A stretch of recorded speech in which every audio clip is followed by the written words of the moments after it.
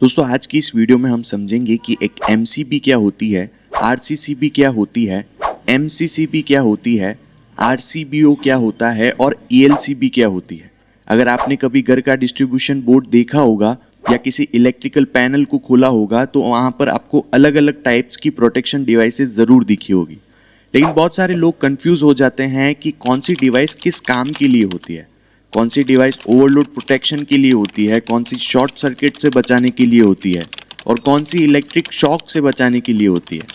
आज इस वीडियो में हम इलेक्ट्रिकल प्रोटेक्शन डिवाइसेस को स्टेप बाय स्टेप एकदम सिंपल लैंग्वेज में समझेंगे ताकि आपका ये पूरा कॉन्सेप्ट एकदम क्लियर हो जाए और आप पैनल में लगी डिवाइसेस को काफ़ी ईजीली आइडेंटिफाई कर सको। हम लोग शुरुआत करते हैं MCB से। देखिए MCB का फुल फॉर्म होता है मिनिएचर सर्किट ब्रेकर।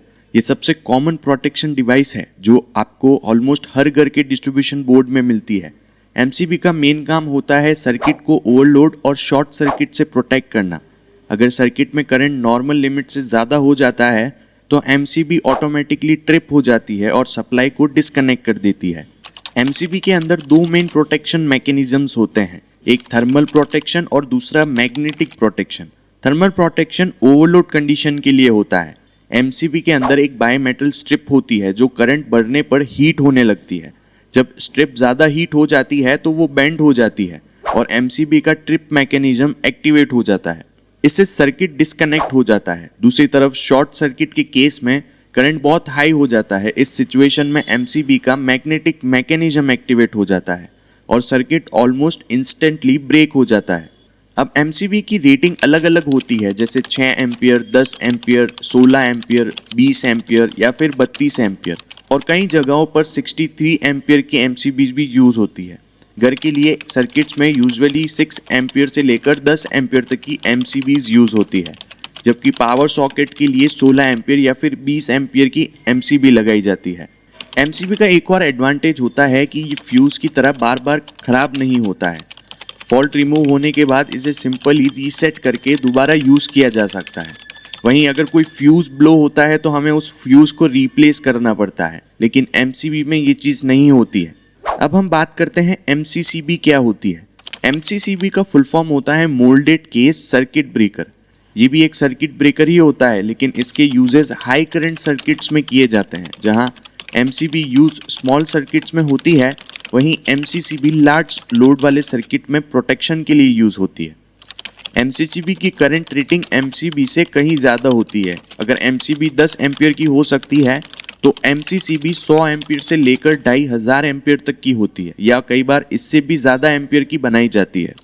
MCCB में ओवरलोड और शॉर्ट सर्किट प्रोटेक्शन दोनों होते हैं और कई मॉडल्स में ट्रिप सेटिंग एडजस्टेबल होती है, यानी आप लोड के अकॉर्डिंग ट्रिप करंट को सेट कर सकते हैं। इसी वजह से MCCB इंडस्ट्रियल पैनल्स और लार्ज डिस्ट्रीब्यूशन बोर्ड में ज़्यादा यूज़ होती है। MCCB का एक और एडवांटेज है कि ये इसकी ब्रेकिंग कैपेसिटी MCB से काफ़ी ज़्यादा होती है। ब्रेकिंग कैपेसिटी का मतलब होता है मैक्सिमम फॉल्ट करंट जिसे ब्रेकर सेफली इंटरप्ट कर सके। इंडस्ट्री में फॉल्ट करंट बहुत हाई होता है, इसीलिए वहाँ MCCB यूज़ करना ज़रूरी होता है। अब हम आगे बढ़ते हैं और बात करते हैं कि RCCB क्या होती है।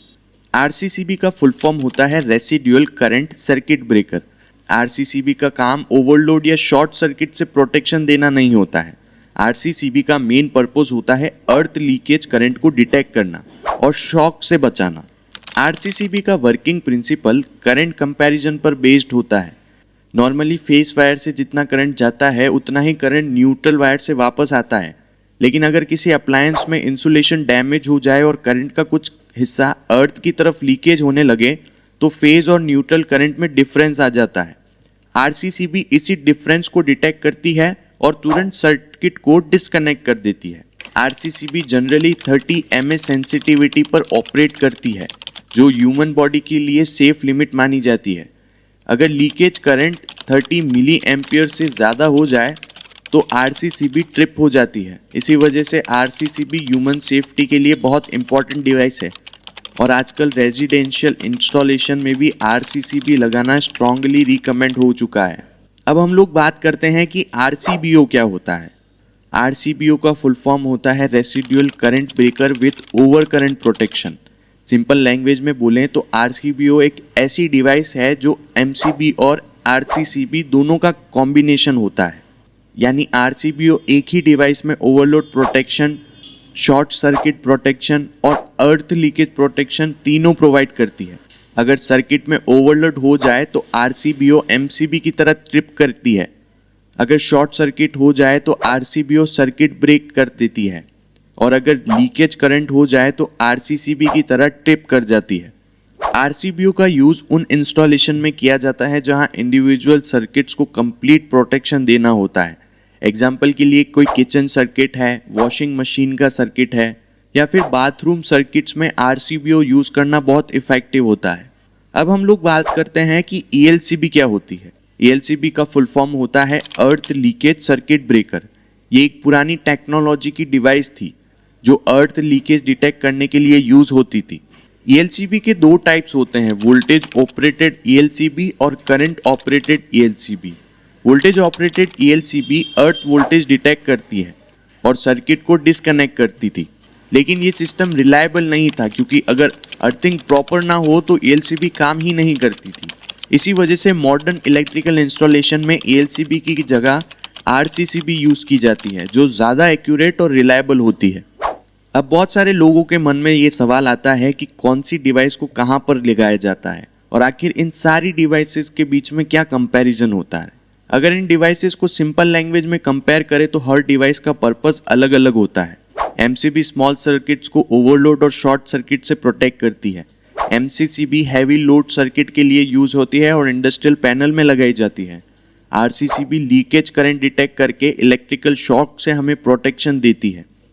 आरसीबीओ एक कंबाइंड डिवाइस है जो ओवरलोड, शॉर्ट सर्किट और लीकेज तीनों से हमें प्रोटेक्शन देता है।